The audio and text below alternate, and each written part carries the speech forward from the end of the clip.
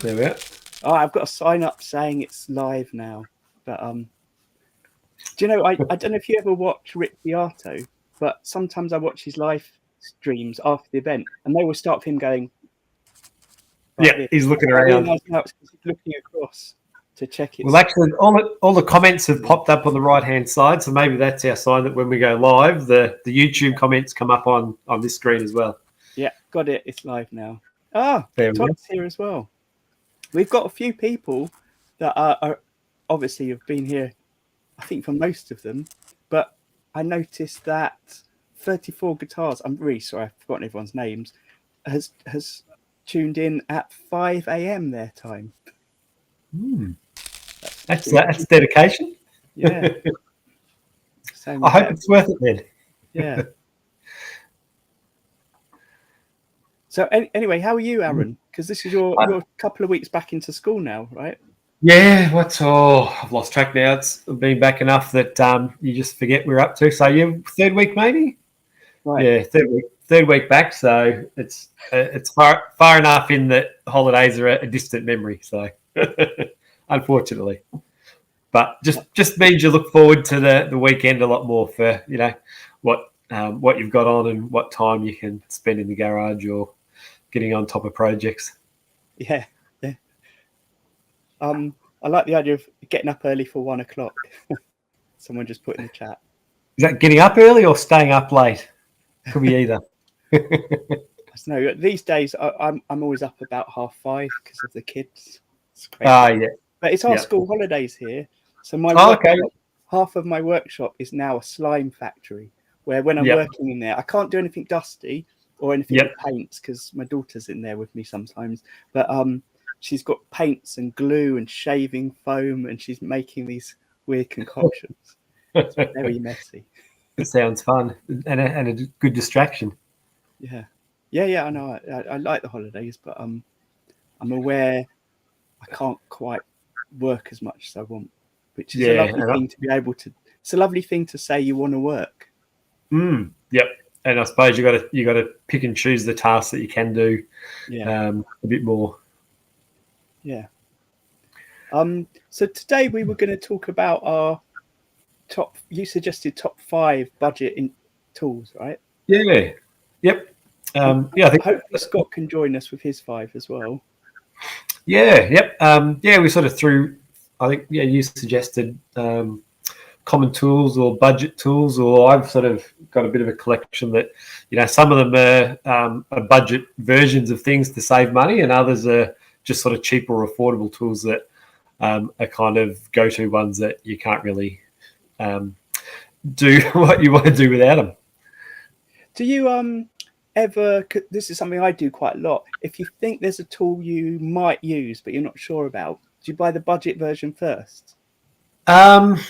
Yeah, probably early on I was doing that when I kind of first started. The first guitar was certainly the budget versions, and even going back to, you know, as I said in the past, the early cigar box guitars or the lat slide guitar. Yeah, it was using, certainly the cheapest version of whatever I could find. And I even remember, you know, trying to carve and shape necks and sides of the guitar with files that were way too fine to do the job. But I just spent hours and hours with the wrong files just because I didn't want to spend the money on the right one. And I think that was back then when it's kind of like, well, I don't know if I want to invest all this money into something that isn't going to work or I'm not going to enjoy. So I think earlier on that's what I've sort of done, but probably more recently I've kind of in the last year or two maybe, I suppose, you know, realised that this hobby is not going away anytime soon, and it's probably worth getting, you know, not necessarily the top of the range, but something that I know isn't going to run out of warranty, you know, break down the day after, you know, it runs out of warranty in a year or whatever. So I'm kind of in that middle bit, and probably if it's something that I might kind of use for non-guitar building as well, that might be more of an incentive to get something a bit better maybe. There's some good tips coming in here about looking at hardware shops before luthier tools. I've definitely got some tools which I've got cheaper than luthier suppliers, and I'm sure it's the same thing. The luthier suppliers just rebranded. I've never bought anything from Stu Mac, although they do shipping here. But at the moment, I'm a bit concerned about taxes and stuff because it's always hidden the tax costs from a lot of suppliers in America. Yeah. But I've noticed some of their things you can definitely get branded elsewhere. I know Stu Mac. I probably buy more through them than I plan to or realise, and I think because in Australia you can get the Stu Max membership, so that you pay the yearly fee. I think it's like $50 or $60, and it's free shipping for as many orders as you want to make. And I've sort of found that is really worthwhile for me. And when you've got that subscription, they're always sending, they always seem to have sales on or 10% off. So whenever they have a 10% sale, it means that hidden American tax that doesn't show up straight away, you're not paying that. And when I kind of compare, if I'm buying a lot of things, whether it's tools or components, sometimes it actually has been cheaper. Actually, I'm waiting on a StuMac order at the moment, which was for the latest two, some control knobs, like pick guard screws, and a few little bits and pieces. And when I actually compared some of the Australian guitar supplies, like Real Parts, for example, the StuMac ones are actually cheaper. Oh, right. BB Guitar suggested that. I think what I probably will end up doing, because they do have a lot of stuff, is at some point soon, considering as like you have the membership and doing a bulk order on things, I just find that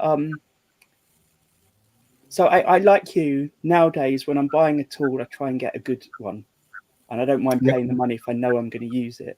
But there are occasions, like I recently bought, well, it wasn't recent, it's probably about a year ago, very cheap oscillating multi-tool. It was like £35, and I got it that cheap because I wasn't sure if I'd use it. I knew I was going to use it for one job in the house. I thought that might be it, and I ended up using it a lot on guitars, and then it broke the other day, and now I'm not certain because I can't afford a decent one whether I should just buy a cheap one again. But I know I'm going to use it a lot, so it's a matter of living without it for a few months and saving up, I think. One that my next sort of one that I'm thinking about, which actually Corey, I'm sure Corey's in the chat, I asked him about, since we're both in Australia, often we'll send each other messages about where's the best place to buy a certain thing in Australia or from overseas, and that's to get a thicknesser. So I don't have a thicknesser or a drum set or anything like that, so all my thicknessing is done with a homemade router sled.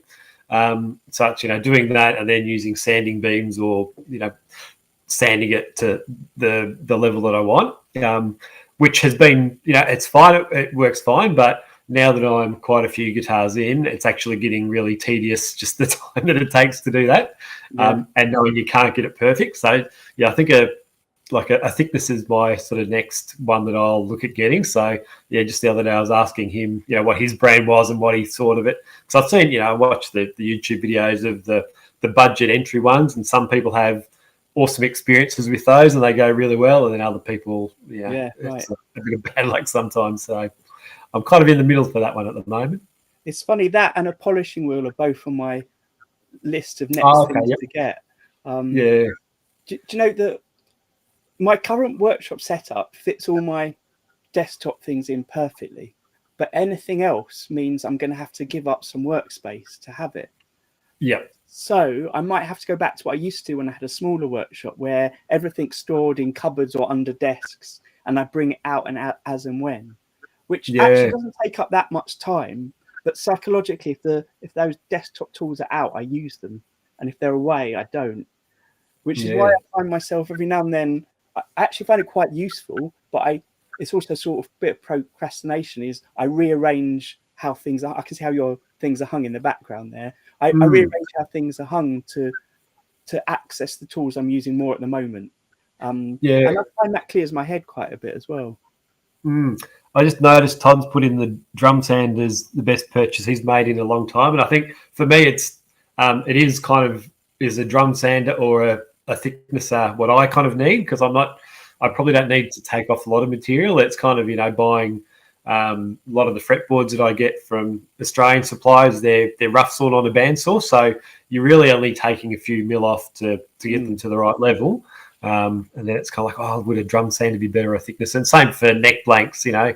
Yeah. So that's yeah. It seems these to are the be kind on of things. everyone's list. Yeah.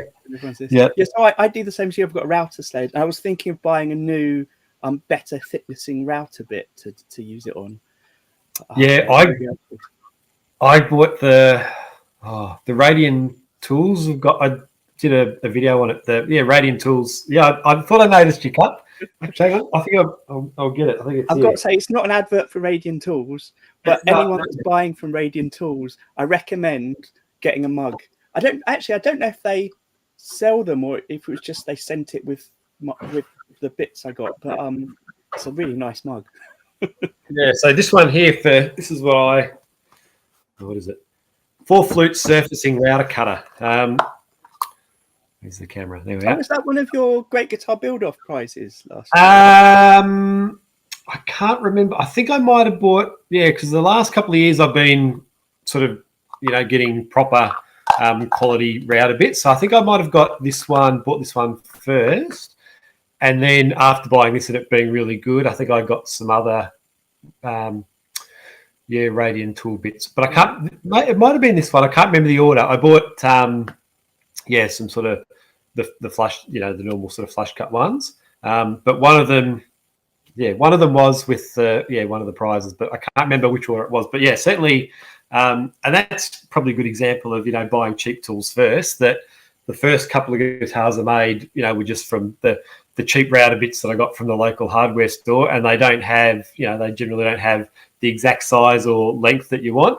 So I was using probably 4 different cheap router bits to route out a neck pocket or cavity, and then they'd be cheap and they'd slip and dig in, and then just kind of the danger of that as well.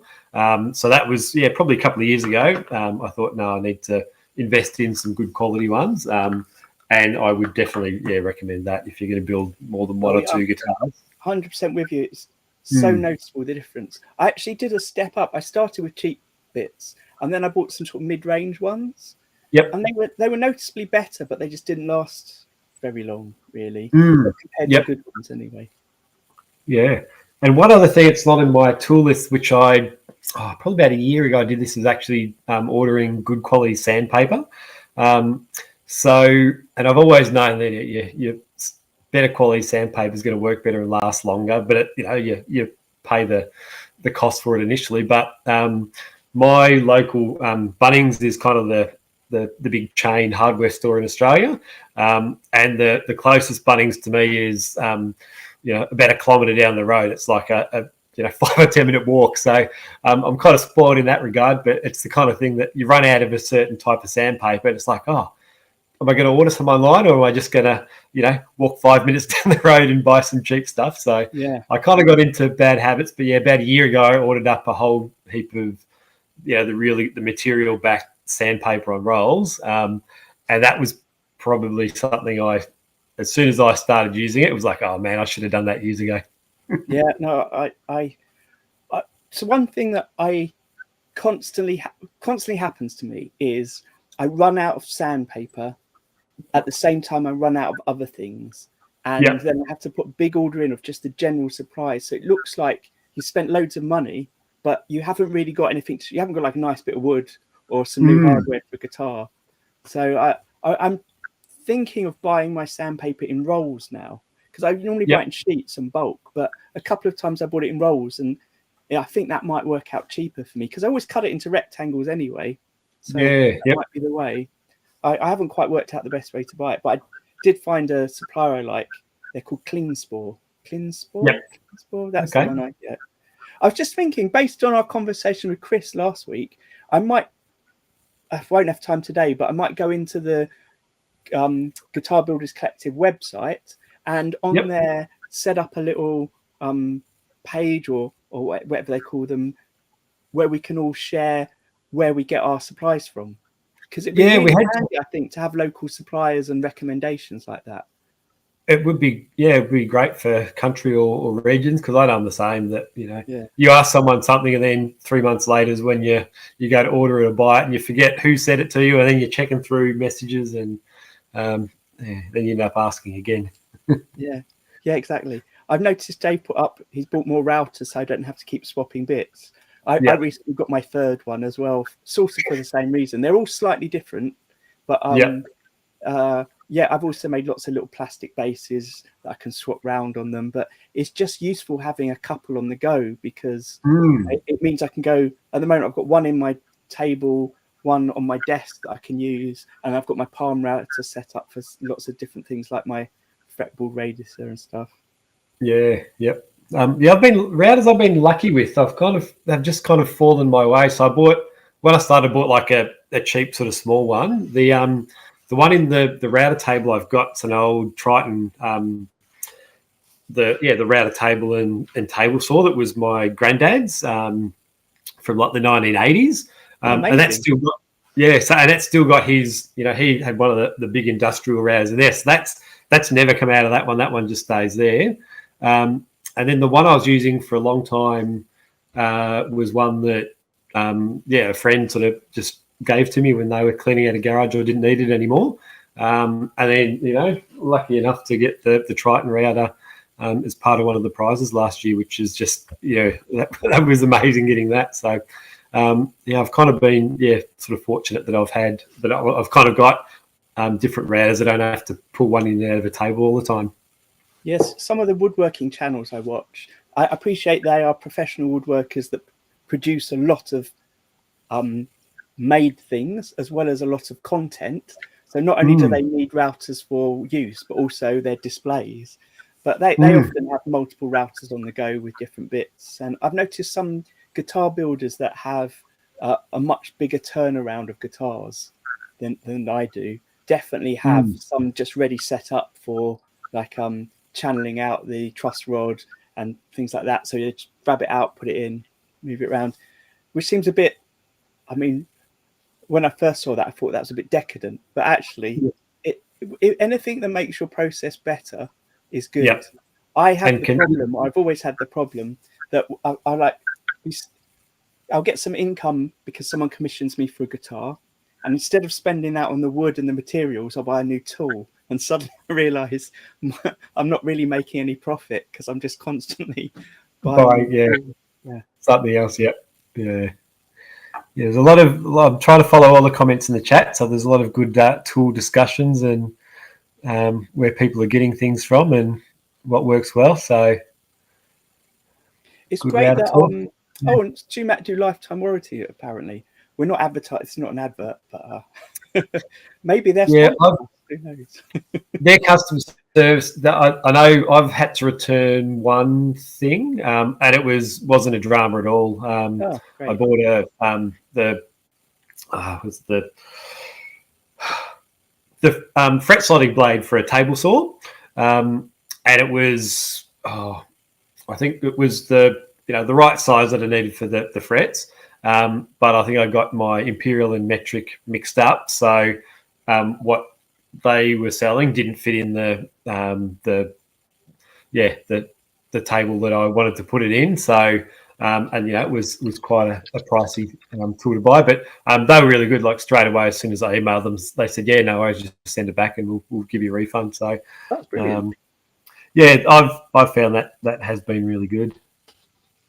There are still things, and we're going to talk about our budget stuff in a minute, but there's still things I definitely buy budget, which is for the sort of things I do. I use a lot of super glue, and I've got two types. I've got my I'm using glue boost at the moment, which is what I use in sort of finishing things and doing any repairs, and then I've just buy in bulk the cheap stuff for doing masking tape attaching and stuff like that, and that works fine for me. Yeah, I think I've got the glue. Yeah, glue boost. I've got some of that as well, and I actually find the containers are really good for that. They don't they don't dry out, and when you put the cap back on, it seals really well, and you don't have a lot of dry glue sticking around the outside. So that's what I've found pretty good about them. Arran, do you mind just chatting for a moment? There's a delivery at my door, and I think it's the paint I need. I'll just be a moment. Go for it. maybe we need to put a comment. What do you think Daniel is getting delivered to his house? Is it paint or is it something else? A secret Strumac order, maybe. Maybe I can pin another comment on here while he's doing that. Oh, that was disappointing. Oh. I'm expecting a delivery of paint, and it'd be great if it comes today because I've got some time. Tomorrow morning I can spray stuff and it will dry over the weekend. But it wasn't that. I just asked people to put in the comment what they thought you were getting delivered, and yeah, Corey's put an interesting comment there. Oh, I can see that. Which it wasn't. You weren't right, Corey. No.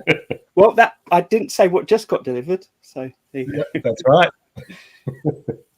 Yeah, no, I've got there's a place I get a lot of my paint from. It's called Graph City, and it's just like it sells spray cans for graffiti artists.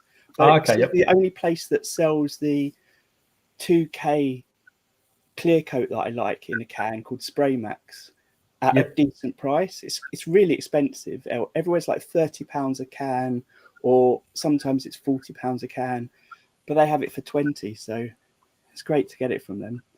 Yeah, oh, sounds good. It's good when you find places like that. Yeah, I used to use an air gun with a compressor, but I just couldn't get on with it. But now I've got more space specifically for it. I just haven't set it up again, and I'm wondering whether to just go back to it and have a week or so of just more experimenting. I did a course in finishing like that with someone that's like I don't know. He must have been in his late 60s, and he was a French polisher and then did all this contemporary finishing as well. Now taught it, and I bought a compressor off of him. So it seemed like a really good compressor, but it's so massive. I really don't need it. So it just takes up so much space, and it's really noisy. And I don't know. It's another thing to invest more money in. Yep. The other thing I found, which is different now, is when I used to buy paint for it, it was really hard to get it in small quantities. Okay. Yep.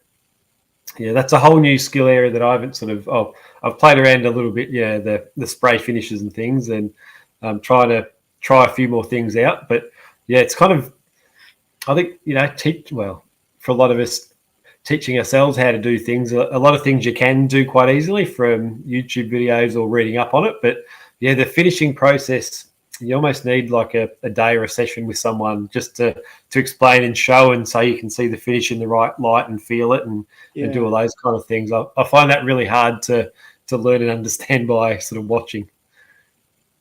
Yeah, I agree. I mean, a lot of my videos are about finishing, and I get so many questions about it.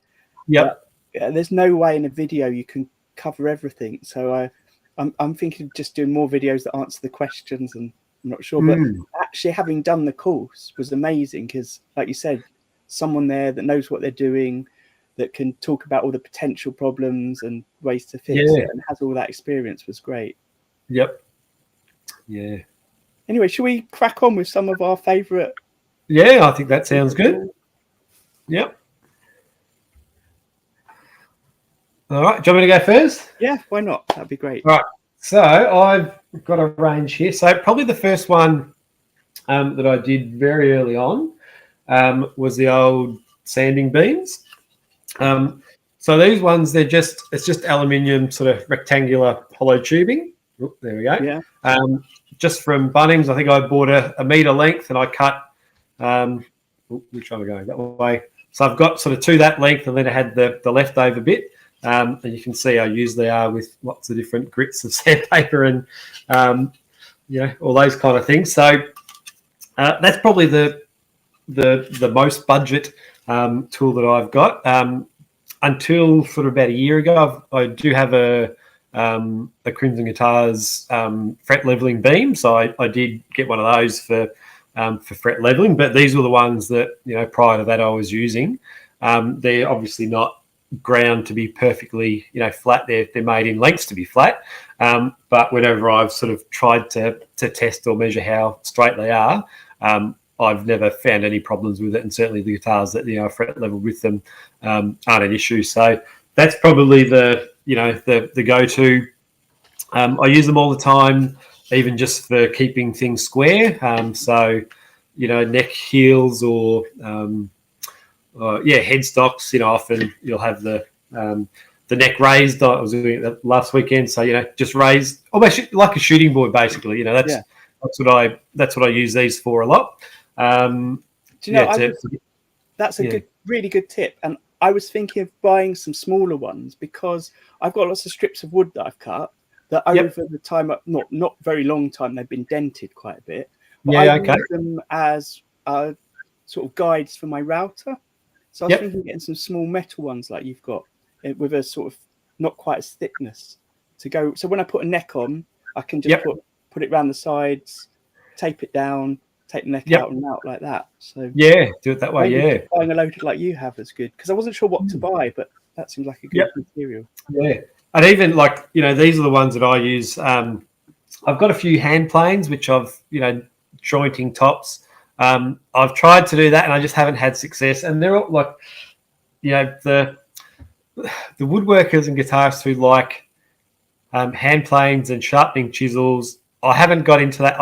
I've tried, but I haven't had the persistence to learn how to sharpen a blade really well. And I probably need to say, all right, this weekend, that's all I'm going to do. Whereas I kind of think, all right, I'm going to do this task this weekend. And an hour before I'm going to do it, I'm going to teach myself how to, sharpen this plain blade really well. And I just get frustrated and resort to using this. So the tops that I've used so far, I've pretty much, used one of these for whatever grip was appropriate on a, sort of temporary shooting boards just with a bit of MDF, on an elevated surface so I can run it along the side. So, and I've never had any trouble sort of keeping things straight like that. So that's probably, my number one.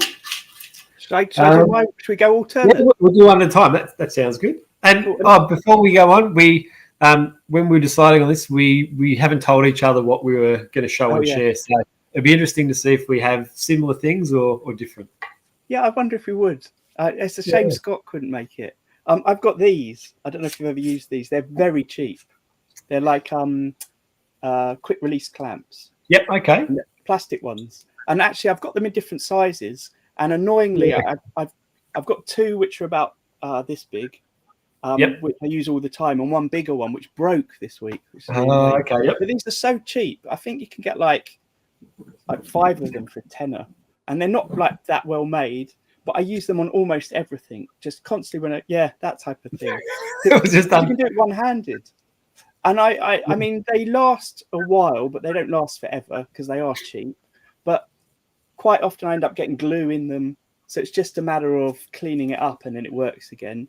But then sometimes this bit is plastic, right? It just breaks. Especially if I'm clamping too hard, I get carried away. Yeah, I don't have adjusted ones like that, but I've definitely just got these couple of different sizes of these that we're just cheap, and I use those all the time as well. Oh, was that one of your suggestions? No, it wasn't. As soon as I saw it, I thought, I reckon I've got some just under the bench there. So. Yeah, and you can. I've just seen that Corey said you can reverse them. So these bits come off and you can turn it round so you can use it to apply pressure outwards as well. Yep. So, I think I've seen people do that too, yeah. But I just find I often have them, they're hung up. The small ones are hung up above my bench and then the bigger ones are underneath. And quite often I'm holding something in place to suddenly need to clamp it there. And it's just, I can grab one-handed and do it. I think they're great. Yeah. Yep. Yeah. Oh, a suggestion here for me. Irwin ones. I mean, maybe you can get them in other countries, but maybe I'll upgrade to Irwin ones on my next lot. Yeah, probably just clamps generally. I was using a lot of the clamps that I was using were ones from my granddad or dad that they had when they cleared out their sheds or didn't want them anymore. And a lot of those were cheap ones from garage sales that they picked up. And probably like a year or two ago is when I probably went out and bought my first sort of set of reasonable quality ones. Not that there was anything wrong with the ones I had, but occasionally they'd be a bit crooked or bent or something would slip. So I've got I think we've all probably got a ton of cheap clamps and those kind of things. I've noticed Ty Shock the Fox has got some really good plastic, or plastic and metal, but they look like way improved on these ones that he uses. Yeah, and I'm always like, oh, I want those. So yeah. All right, you want me to go next? We're up to why not?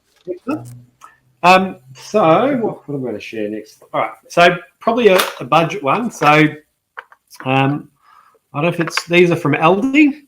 So I don't know if WorkZone the Aldi brand overseas as well, or not? think I've definitely seen WorkZone stuff on Amazon. Okay, yeah. So all the the Aldi supermarket, all of the cheap tool stuff is branded as WorkZone.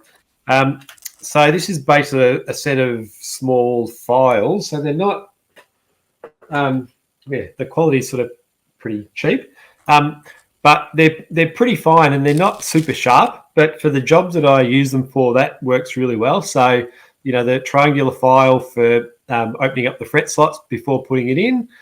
This one works brilliantly because it's not going to take out too much wood. You kind of have to do work at it a little bit, but you never. There we go.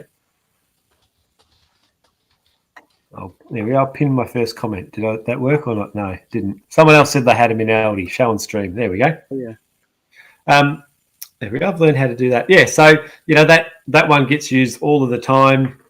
There's rectangular ones, round ones, half round ones in the set. I don't know how much. It was probably like $15, $20, $25 for half a dozen of them.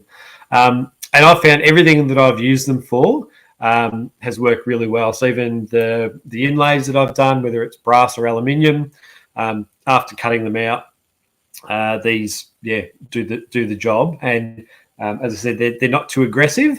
And I suspect part of that is because they are a cheaper tool. And I kind of just know that like these are never going to wear out for what I'm using them for. And they, even some of the half round ones, so shaping, profiles on headstocks or heel transitions, if you've got like a bit that's really fine that you just don't want to be too aggressive with, it might take you a little bit longer, but they're pretty good to deal with some of those things as well. I'm getting everyone's names wrong, so I've just been corrected. NSJ is Neil. Who was Dave then?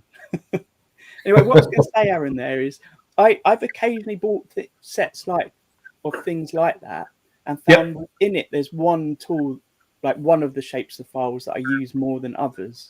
Yep. And that's the thing that I would then upgrade if I was going to. Oh, okay, yeah. Yep. Yeah, so that one probably for me, the triangular one and the half round one are the two that get a lot of use. But it's probably like if I lost those or they broke or something, I'd probably just go to Aldi and buy a whole another set, I reckon. I apologise to Dave and Neil in the comments. And I'm constantly I even called Todd Scott earlier. I think maybe we're trying to multitask here. It is pretty tricky. Yeah. So another thing that's a bit like that I use all the time are these socket wrenches. Yep. So I bought a cheap box of long ones, and they're great because they just fit over pegs, so that I can fit it over my tuning peg and adjust to take off the nut or the bushings. I've got a larger one which fits over a volume pot, so I can tighten and untighten there. And I can't remember how much the set was. It wasn't that expensive at all. And I just hold them like this now. I can do it by hand tight enough. Don't need the wrench or anything. And I've just got them lined up above where I set everything up. I use them they're one of my most regularly used things, I think, when a guitar comes in for a setup, just to make sure everything's tight. I'm the same as you. I just the sockets I use, hands and fingers, I find is enough pressure to get them tight enough. I've just been corrected. They're called deep socket. Deep socket. Anyway, because I have got some that aren't as deep. So when you put it over the volume pot, what happens is it doesn't go down far enough to tighten it, or over the end of your tuning peg. Yeah, we've got a question here. I might put that one up, and we'll see. Related to the files I talked about, maybe you're looking to get a file to smooth some rough fret ends, etc. The StewMac file.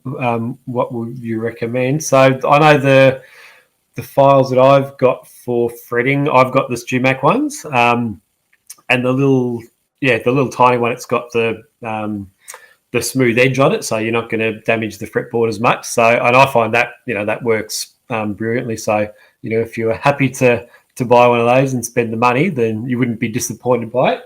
I actually don't know whether these. Let me check one of these. Yeah, I noticed. I don't think you were here earlier, Jedi, when we were just discussing that StewMac are actually quite reasonable on tool prices. I'm trying to remember the make mine is. It's a British supplier who makes them. Yeah, so my mind's gone. I've just checked. So this one here in my set, it actually does have the file on the edge, so it doesn't have a safe edge on it. So that's probably the right size. You could actually tidy up the fret end with it, but you might risk damaging the board. So that's what I would probably, check the edge. But if you can grind those off or get those smooth anyway if you want to adjust it. So that might be worth sort of trying first. Someone mentioned Hosco, and I don't know if it's just how the algorithm's working, but I'm getting lots of adverts for Hosco stuff at the moment on my Instagram. And I don't know if it's because they're suddenly producing more or shipping more directly to the UK. But I've got my nut files are Hosco ones, and they're really good. And I've got a little saw for cleaning out frets that's a Hosco, so I'm impressed with their quality as well. Yeah, I haven't got any of their tools. I had thought about getting, at times that I was searching. They came up on my sort of decision making, but for whatever reason went with other brands or whatever. But I've seen a lot of people use those. But I would 100% say if you're not sure what to get, getting one from a good mate, a good company is worth it, because I remember my first fret crowning tools weren't necessarily the best quality, and I thought that's just what they were all like. And then when I bought a better one, it was so much better. It saved the time. I didn't seem to be putting as much effort in, and it all came out much neater. Although ironically, the crowning file I use at the moment is a cheap one that I got off of Amazon for like £35. That I've seen quite a few people mention. So Spike, the frugal fixer, he did a little video on it, and I think he'd seen it from that Guitars and Guns channel. So I went and got one out. It's like really impressive. And it was okay. So that's I guess it's just luck. If sometimes the budget tools can be really good, but you've got to know the right tool. Yep. So I've lost track. So how many have you done? I've done 2. Yeah, same here. Must be back to me then. Yeah. All right, so I've got a range to choose from. I've kind of got more than 5, but I thought I'd go with 5. So this one is a StewMac tool, or StewMac ruler. So the center finding ruler. And I know there's going to be cheap brands of. You got one there, yeah. I know there's going to be. I know there's going to be cheap brands around, but probably when I was doing a StewMac order, and it's not going to break the bank to buy this one anyway. I think I use this. I don't know, probably more than anything else for the center finding, just for the measurements. It's 15 centimeters, or what's that, 6 inches or so. I find it's just a good size that you're not putting a big long ruler on something to measure. But that center finding feature, I think I'd be lost without it. I'd be like making a lot of calculating errors without having that. I have to agree. That's why I've got this one, which is really cheap, but I only got this about it was within this year, and it's changed what I do so much. It's brilliant. Yeah. But the other reason I want to show this one is it's transparent, and it's got these lines on it. And what I find really useful, I've actually got here.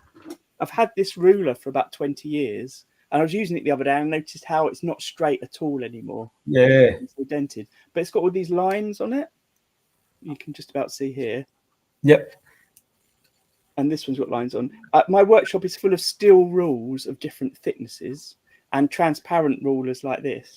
And almost everything I do is designed by the thicknesses of my rulers, because I can just line things up and do it. And that's why I like rulers that've got lines along it, because it's really easy when I'm marking something out to line something up on here and know that the edge of my ruler's perfectly parallel to it. So when I'm sketching things out, it's a really easy way to mark things out. And the other night I got lost in a Amazon and general Google shopping sort of rabbit hole of looking up quilting rulers. So they're used for people that, I think it's not just quilting, but it's garment making. And they're transparent like this with lines on them, but they're all like 2 or 3 millimeters thick. So they're like slabs of acrylic. And they've all got, most of them are in inches, which is annoying. So I've been trying to find a millimeter one, but they're like perfectly divided up in millimeters or inches or whatever. And they've also got degrees on it as well, so like a protractor. So it'll be perfect for me to just lay over what I'm working on. And they're square as well, so square or rectangular. So some of them are like this sort of size, which is brilliant for me, for the way I mark things out. Because I don't really design stuff on the computer to start with. It's all drawn in hand or drawn on to scale. And I just like sort of doing things by eye on the sizes, and having something that makes sure I can do it perpendicular is great. Yep. I'm just reading a lot of the comments. Yeah, a lot of comments about people, different types of rulers or protractors. So I'd like to know why Eric says when it comes to builds he prefers metric, because I'm assuming Eric's in America, and that's because I don't understand how to read inches. Sometimes I've had to mention them before, and I don't know how to say, is that a 1/36 or a 8/20, whatever. I get very confused. Yeah, guitar building seems to be a weird combination of both. Just to, you use whatever's more convenient. I know scale length, my head goes to inches straight away. Whereas other things, nut width and those kind of things, it's straight to millimeters. So, isn't that weird? Yeah, I made a fret slotting guide where I used an online calculator to do it all in millimeters, because that's what I'm used to. And then when I measured it all out, it wasn't quite 25.5 inches, the scale. And it was sort of just off that, but everything was divided equally because that's how it was calculated. But the millimeters didn't quite pop on. Oh, don't worry, Eric. Oh, you're in the colonies. So there might be a reason why. Maybe it's just that metric's better. Oh, so we doubled up on one. That's amazing. I think even I was thinking about then when I first started mucking with cigar box guitars, same kind of thing. I think I had I just had a wooden ruler, and I kind of just put marks on it to make it a center finding. So I just picked probably 15 centimeter, and then just crossed out each centimeter and went 1, 2, 3, 4. Just hand wrote it on the thing just to make a rough sort of one there. So that was good. We got both. So I'm just reading comments at the same time. Probably. All right. Next. That's not what I expected Eric's answer to be. Metric is used for his ammo, so it's fine. That's something I don't. That's a world that is very removed from me. Same for us too, I think. So I would never have guessed that. So measuring's high up, and probably digital calipers. So same kind of thing. This is only I know you can probably buy fancy, expensive ones, but this was the first set I bought when I sort of got into all this, 6-7 years ago, probably. And gets used more than anything else. Measuring. So I think I probably don't need to say too much about this. If you haven't got a set of calipers and you want to get into guitar building, or you're just starting, you will save yourself a whole lot of misery by getting these. And really, going between those two, whatever's the most convenient to use. Obviously using this to find a center as well. is good. But yeah, that's probably my other one. I almost didn't put it in because it is another measuring tool. But I kind of thought, no, they're like those two get used all the time. And do you prefer your calipers with the digital reading? I've only used the digital calipers, so I've never used anything else. So that's just what I'm used to. Yeah, same here. I've got one that's not, and I just confuse myself all the time. Yeah, I so frequently have to go on YouTube and remind myself how to read it. Yeah, I probably wouldn't. I can't even think of ever seeing one or having one in front of me to have a go at or use. Eric just put something up that I remembered. He uses a laser for his center line as well. And I've had this laser around my workshop for years, which I bought for a job for putting up artwork in a gallery. And I occasionally remember I've got it, and it is very useful. But it's never on my radar. I should leave it out maybe more prominently. Yeah, I've used the laser as well for centering the neck, which I kind of used on a few guitars, which I've still, and that's probably a good example of another budget one.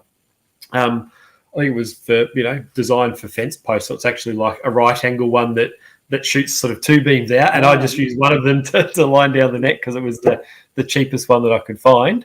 I use that for a few guitars, but then I've sort of found that I like the straight edges on each side of it. You probably in the videos it sort of show that kind of the angle straight edge on each side, and just sort of lightly clamp that to the guitar, run down the center of the neck, and actually then I take the old center finding ruler with the zero on the center line of the guitar, and then just line up the two straight edges so there's even measurements. So I've kind of found that's works really well for me. However, I still often then get the laser out and just put that on top as a double check once I've done all that. I like putting the laser there sometimes just to sort of double check that I have got it all right, just to be sure. Whilst we're on rulers, I've got quite a few different length ones in metal, and they're really useful. And one of them is 20 inches, which is perfect for checking scale length because it goes up to, I'm working on a bass at the moment. It's a 34-inch scale length. Because it's a 20-inch ruler, I can easily just move that backwards and forwards.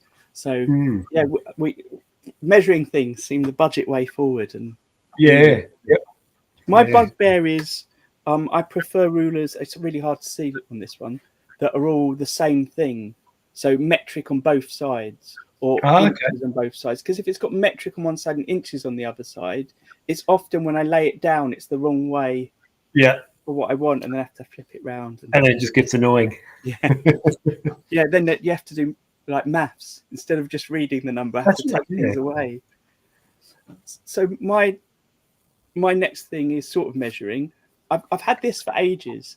I don't think it's that cheap. It's a drill bit guide. But I've also got this really cheap circular stencil. Now, the problem with the stencil is it's got numbers on it, but they're not actually perfectly correct if you compare it to this. But it doesn't really matter because the way I use it is I just normally use it to put a screw in. I often use random screws that I've got lying around. Put a screw in, and then I can work out which drill bit I need. But then with this one, I can just put the screw in or the pot or whatever it is that I'm measuring, and then put the drill in and check it matches. So I've often got this lying around to check because I've noticed sometimes recently the pots I'm using don't match up to the drill bit that I was expecting to use. I guess I've been buying different makes or whatever, and they're just not all the same. I've got a few. I've got stencils like that as well that I kind of use. But I probably measuring the right size drill bit and screws. That's where I go to the digital calipers. That's sort of my go-to. I'll just measure both. Perfection. And I think it's probably then if I'm just going to that all the time, I'm not kind of thinking, right, what do I need? Do you know what? That makes more sense than maybe using this. But I keep this by my drill bits, so when I'm going over to grab my drill bit, I can push it in. Oh, there's a question here I'll try and come back to that because it's not directly about tools. Yep. Oh, you on your last tool? I think I am. Yeah. So I'm going to call these tools. I actually saw. I'm flicking through the comments. I think Todd mentioned the old Shinto saw rasp that I think everyone uses now. And yeah, I think probably that would be right up there as well. Yeah, I've had the same one I've used and it hasn't worn out or gotten blunt or anything yet. But these are, so it's not a budget as in there's a cheap version, but it's something that's not too expensive, and that's the old bench cookies, or they're called different things in different countries just with the labeling. And I use these all of the time. I think when I sort of first started routing out cavities on bodies, I'd be clamping the guitar to a bench or double-sided tape or masking tape and super glue to get that down. But honestly, 4 of these, and the instructions say that you can do this, but you don't sort of trust it. But to have 4 of those under a guitar body, in the right spot, it's as sturdy as anything even with a big router to route out neck pockets, cavities, pickups, any of those kind of things. So I kind of find they save a ton of time just trying to clamp something down. You can even like doing roundovers on the edge, as long as you don't sort of tip it too much. You can sort of, I've used it for that as well. So just for work holding, same with using an orbital sander on the body. You put the guitar on that and they just doesn't move at all. So I've kind of found that.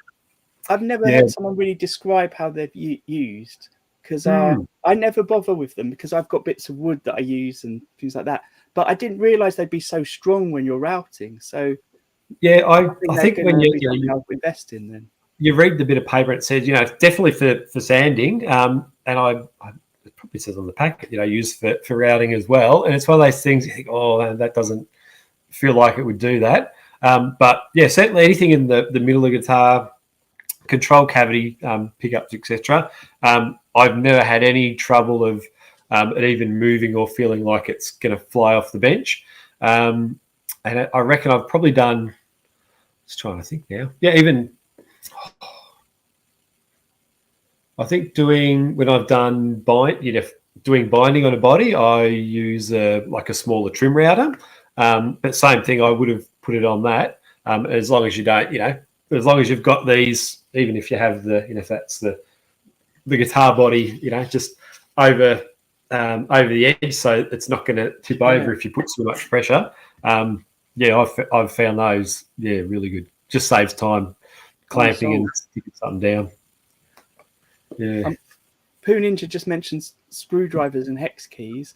I've actually got I bought a lot of not a lot. I bought a few expensive long bit hex keys to use for truss rods when I first started in the sizes I thought I would need. But actually, Amazon with their own brand, for example, do a lot of long reach hex screws in a pack in metric and imperial. Oh, okay. It looks like such a good set to have. I don't really need it because I bought the ones that I use separately, but I keep seeing things like that and thinking, actually, that is a good idea. So that question I was going to come back to, I've seen there's been in the discussion, they've been talking about it and answered it. It's about using wax and grease remover and tack rags. I did, however, just want to add in there, whether we should use wax and grease removers and or a tack rag. And Todd has said use both. I can't remember what paint I was using the other day, and it said make sure you don't use any sort of degreaser before you put it on. Okay. So I guess some paints have a reason you can't use it, but most of the time, you want to get everything as clean as you can before you go on. Yeah, I've used tack cloths to clean off before finishing, but I've never done wax or grease remover. But as I've said before, spray finishing and all that fine stuff is a world that I haven't really experienced yet. So the old tack cloth for me, is sort of my go-to to make sure it's clean from dust. So that when I did that course with the French polisher, he recommended I'm going to get the acid wrong. Acetic acid and methylated spirits, 50-50 mix, as to clean anything with, and that's what he always used to clean. But acetic acid is essentially distilled white wine. Okay. Not sorry, get that right. Distilled vinegar, so that clear white vinegar, not wine. Yeah, okay. Different than wine. So I just use that and meths, and I noticed some countries you can't get meths in, so I think it might be like rubbing alcohol is the equivalent. But I use that all the time now, and it's just brilliant. Yeah. There you go, 91% isopropyl. I don't know if we're getting too distracted by the stream. What Arran said last week was that if you watch back this after we've recorded it, the comments that are the chat that's up at the moment that we can see now live doesn't appear on the video until a little bit of time after the video is processed. So hopefully anyone watching back will be able to see that chat stream. But if you can't see it at the moment, maybe you're just a bit too early. I guess so. My last tool is this. It's a center finding drill bit. I think hinge bits. And this was a cheap one. I got it in a set, and I keep thinking when it finally breaks, I'll buy a decent one just in this size. But I find when I'm laying out particularly scratch plates on a guitar, I can put that down, then put this into the hole that's already counted in the drill in the scratch plate, and then when you press it, the drill bit comes out. So it's just perfect for do one, screw it in, and then work my way around. And it means that my screws are always perfectly in the center of the hole of the scratch plate that's already there. And my screws don't go in slightly wonky. You've got a set in different sizes, have you, for that? Yeah, so it came in a set, and I think because it's made for hinges, it's got quite large ones, but this must be like, it's saying it. Oh, there we go. It's in inches, this one. 5/64. That's really useful, isn't it? Not helpful for us. What's that? I'll tell you what that is on this. I haven't got my digital caliper here. It's 2 millimeters. Here we are. I often get the calc. That was one of mine out of the top 5. Was just a cheap because that's what I when something like that's in inches, rather than doing, I'll just get out the calculator and calculate the equivalent. And that was kind of in my short list of top 5 because since I normally use my mobile phone, when I'm doing filming, that I can't just go to the calculator on the phone. So I have a cheap calculator around which gets used quite a bit as well. Now, here's a question then: when you're filming, do you when you're working, do you have music or anything like that on? No, I shouldn't say no. Rarely. I've sort of tried. I find I get, not that I get distracted, but I kind of like not having too much noise around that takes away from the focus. It depends on the job I'm doing. So yeah, I've tried having the earbuds. I've got the Isotune earbuds. To listen to music as well, and I find that it just if it's using if we're using a table saw or a jigsaw or bandsaw or whatever, I actually find that when I can't hear, I've talked to people about this before, when I can't hear the noise of the dangerous machinery that I'm using, it actually makes me feel a bit apprehensive. Right. So I kind of prefer that the ear protection that is going to take the noise level right down. But I kind of find that listening to music while doing that, I often can't hear it at all, and I just like being sort of prepared. So probably music in the background. It sort of depends, but not as a general rule. Yeah, I guess I was wondering because I film everything now on my phone as well, and it means I can't do certain things on my phone. Like sometimes I used to have YouTube on in the background while I was working, but then can't film and watch YouTube. So I suppose have the radio on all the time instead now.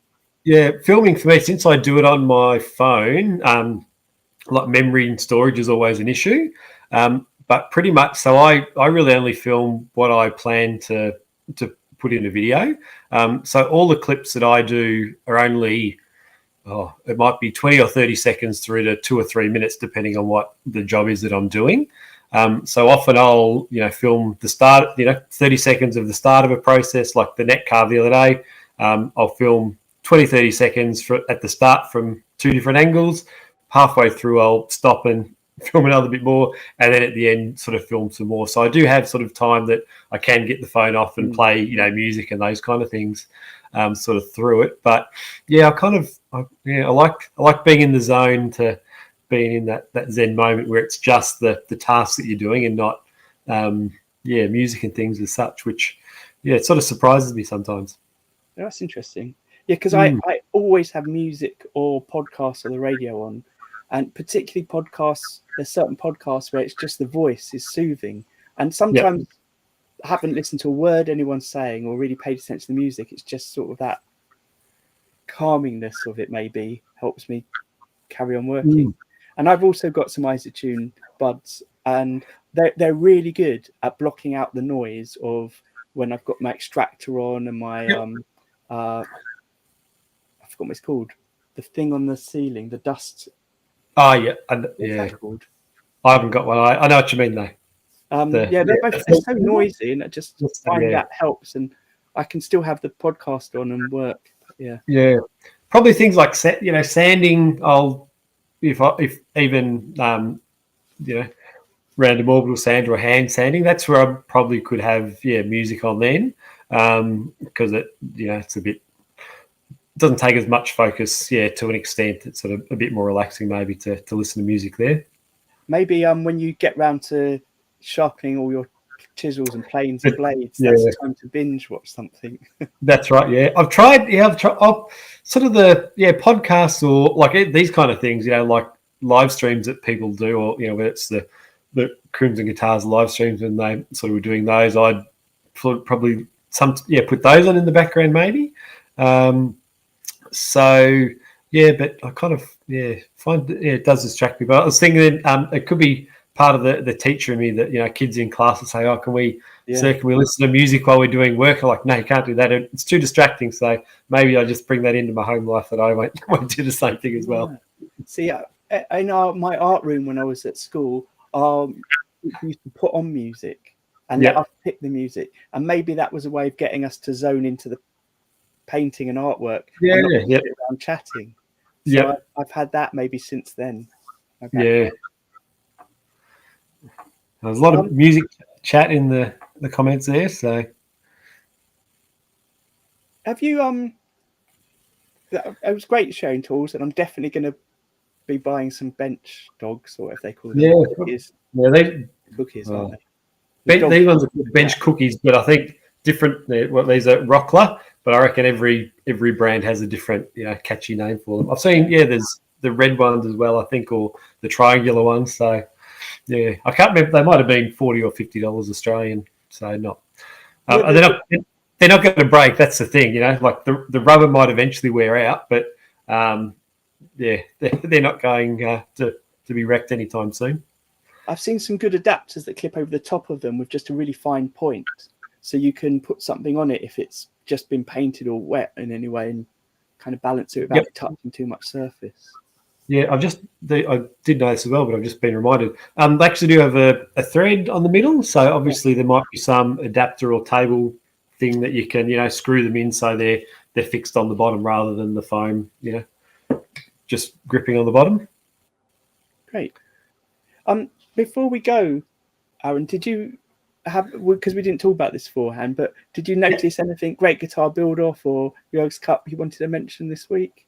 There was a couple, and I had some tabs open. One of them's disappeared now. Let me see. One moment. I had some tabs. There was two that I found on Instagram. Let me go quickly. I can remember. I had the tabs all prepared, and then one of them's disappeared for some reason. All right, here we go. Let me go back to this one. So there was two just on the Instagram, the ones that I hadn't noticed before, and there's certainly two that I'm going to get stuck in there. So let me share screen.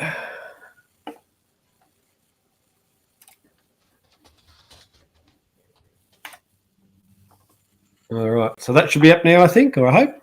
Cool. Yeah. Yeah. So ZVM Guitars. So yeah, just flicking through some of the things that caught my attention. So it is in the. It looks like it is an acoustic, but it is in the scratch build category. And I think here you can see it's got the block, the center block along the middle. But some of the the images. So we've obviously got a top that's got some crazy. That looks so cool, doesn't it? Yeah, I think, and I don't know that he's obviously got a light or something underneath to show that through. So I don't know if that's part of the build or just showing that there's the holes or the cavities or the the rot or the bugs or whatever that's going all the way through. But that got my attention, and also the interior of the guitar that they've created. Yeah, so there's all these different interesting layers. So it's one that I'll have to go back through and have a look at some of the previous posts to kind of see, look, this kind of stuff. There's the anatomy of the guts of it. So it's amazing how much you take for granted when you're a guitar player, that you can't see in the guitar or see in the process of how it's made. And I guess that's true of anything in the world, really, that we don't know about how it's created. Yeah, definitely. Like, we've got, I'm on the wrong one now. Yeah, the different layers. We've got 1, 2, 3 layers in there, and then the center block and whatever other bracing and things. There was the neck as well. Where was the neck one? Let me just try this one. Yeah, so the neck's sort of got the laminated heel as well. So I think it's one of those ones that's using some nice woods in an interesting way, and once all that's carved is going to have a really cool effect. So it was that top that sort of got my attention, and the curves on the inside there. So that was my first one I found. So I've just got 2 very quick posts as well. I'll put up. Do you want to go next? Oh, sorry, I thought you closed your window for that reason. Sorry. No, so I'm trying to remember how to do this. I'll put up mine and then you can do yours. Yeah. The other one was this one here, and I don't know why I hadn't noticed this before. I'm not actually sure why someone hadn't told me about it. There's a Lord of the Rings kit guitar being made. Oh, nice. Which certainly drew my attention. He seems to be. I haven't looked on YouTube, but we've got some reels in. I'll just open this one first, maybe. Some reels showing the progress and process. But the interesting thing about this is the fretboard has got the characters from the movie engraved and inlaid into it. So if you look at where are we? It's the thumbnail-y ones. Yeah, so this is the sort of design of it. But if you look at the process for the fretboard, it is pretty cool, because what he's done... oh, sorry, wrong way. Let me try that again.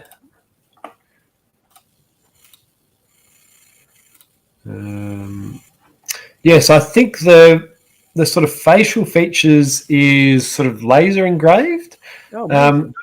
But then things like the hair and, parts of the body or clothes is sort of inlaid wood. So there's, timber to make up that part of it. And then after that's done... That is incredible. Yeah, so you can sort of see there after that's done. I think it's a kit guitar, but I think he's taken the fretboard off and put a new fretboard on. And then he's kind of inlaying each figure into a fretboard.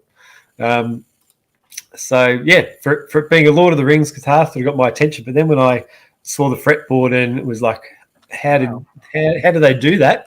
I've kind of started investigating a little bit more. So yeah, that was one that I'll be watching with anticipation. And I think the latest reel they've put up is applying finish. So I suspect it's either finished already or it's nearly done. So hopefully we can see a finished version of that pretty soon. But as I said, I didn't check on YouTube to see if there's YouTube videos of it, but there may well be. Yeah, I haven't noticed it on YouTube, but might be because I'm not following them.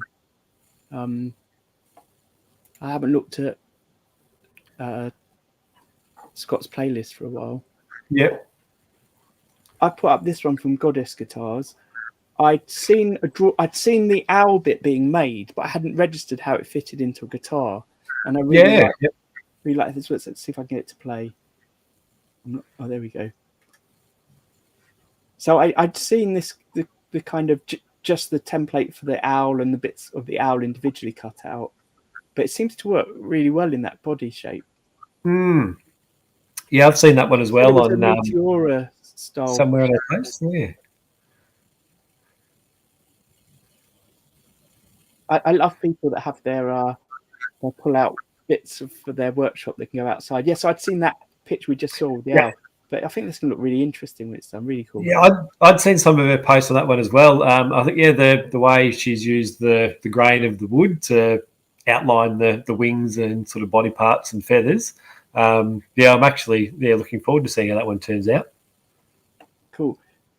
Yeah, and the other thing I was going to show is not really a guitar build, but I like the fact that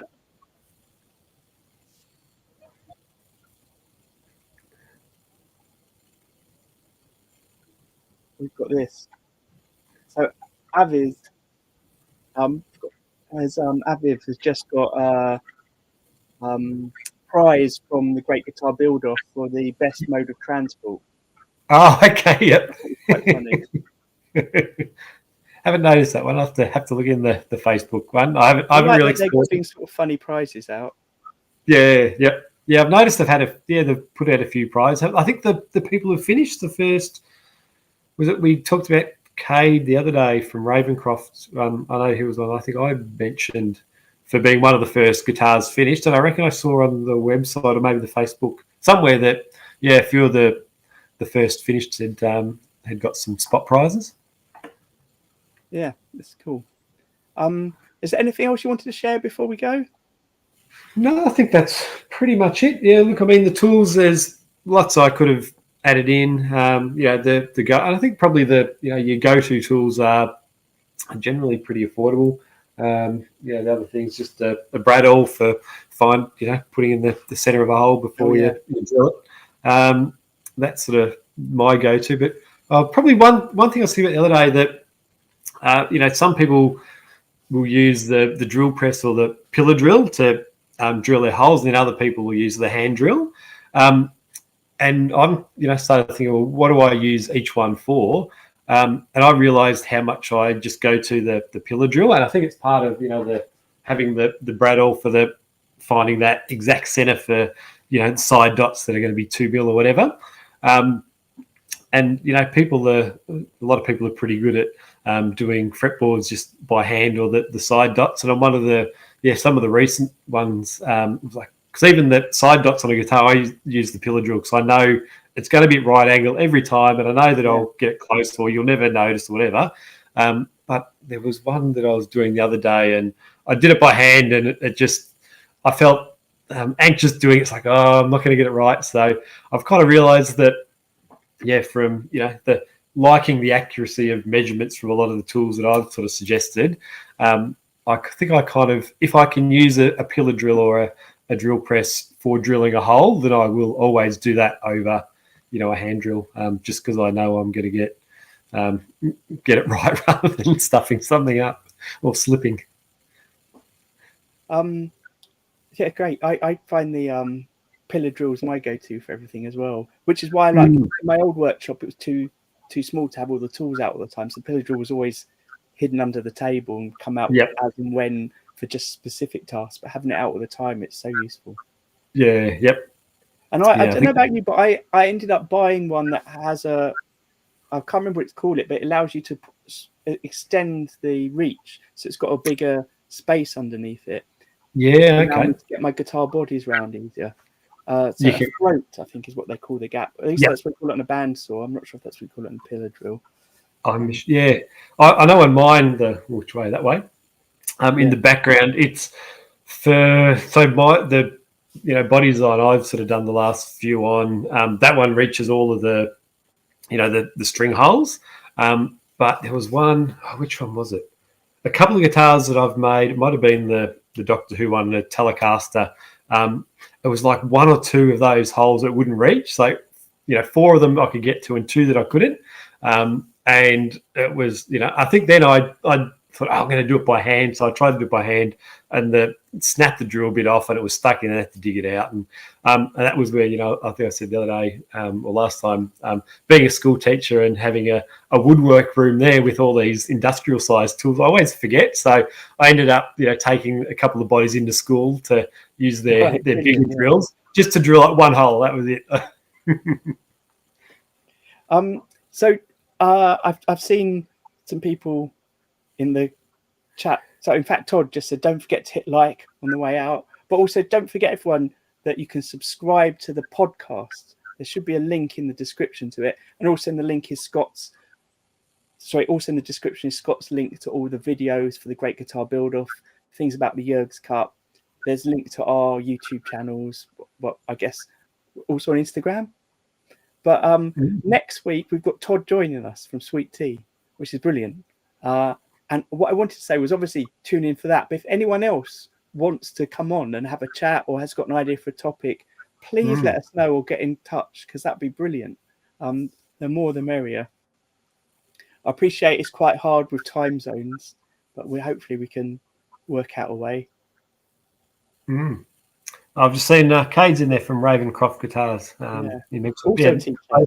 Both of us being teachers, so you can probably confirm that if you got the spot prize or whatever for the first guitar. But we gave you a mention last week there, Cade, for all the good work you've done with Great Guitar Build Off. So good to see you in the chat. Absolutely. So before we go, I'd just like to end with sharing you may have seen her before. She's on TikTok. She's also on Instagram. Her name's Crazy Auntie Anne, and I think her channel is brilliant. So I just want to quickly share this with you before we go. Definitely worth checking out if you're into this sort of thing. Let's see if I can put the sound on.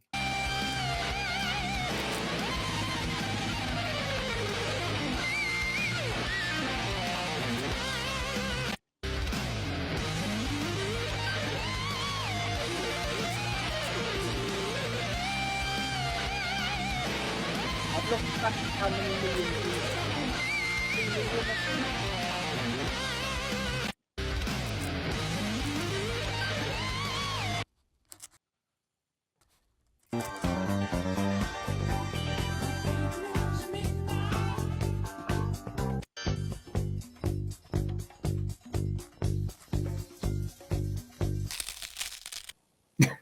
Anyway, she's got lots of videos like that of her where she puts her body on a guitarist's body. They're just so funny and so well done. It's brilliant. I'll have to look at some of those. I think one of them's got that first one I showed you might have 20 odd million views. It's ridiculous. That can't be right. Anyway, who knows? It was shared by Slash, so that might be why. That's probably Great. Well, thanks again, Arran, and thank you everyone for that. And see you all next Thursday. Yeah, we'll be fun again.